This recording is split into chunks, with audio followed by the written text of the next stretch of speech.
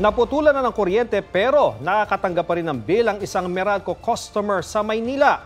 Ang sinisingil sa kanya mahigit 134,000 pesos. May report si Rafi Tima. Nagulantang si Maris Acebron nang may dumating na bill ng Meralco. Ang sinisingil sa kanila mahigit 134,000 pesos.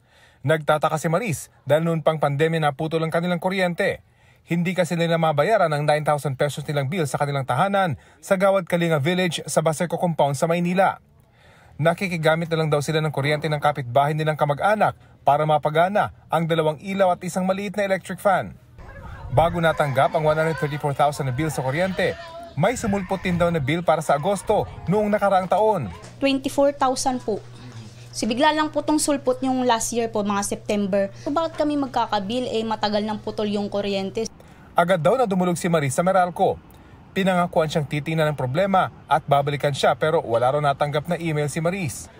Mula na magreklamo, wala na raw natanggap na bill uli si Maris kaya inakala niyang naayos na ang problema. Pero bumulaga ngayong Disyembre ang 134,000 pesos na bill. Nagulat lang po kami, binigla kami ng itong January, 134 na po. Ibig sabihin yung September, October, November, nasan po yung resibo na bill na po yun? Wala po kami natanggap. Batay sa bill ng Meralco, gumana uli ang kanyang metro mula noong Agosto. Nakakapagtaka raw dahil bukod sa hindi ginamit, masyado raw malaki ang konsumo.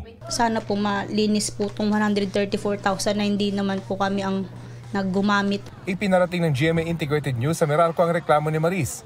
Sa inisyal na investigasyon, lumabas na mukhang na-reconnect umano ang kanilang linya. Pangako ng Meralco, masusunod nilang iimbestigahan ang reklamo at makikipagtulungan kay Maris para maiayos ang kanilang billing. Rafi Tima nagbabalita para sa GMA Integrated News. Mga kapuso, alamin ang State of the Nation. Mag-subscribe sa GMA Integrated News sa YouTube. Sa ating mga kapuso abroad, samahan nyo kami sa GMA Pinoy TV at sa www.gmanews.tv.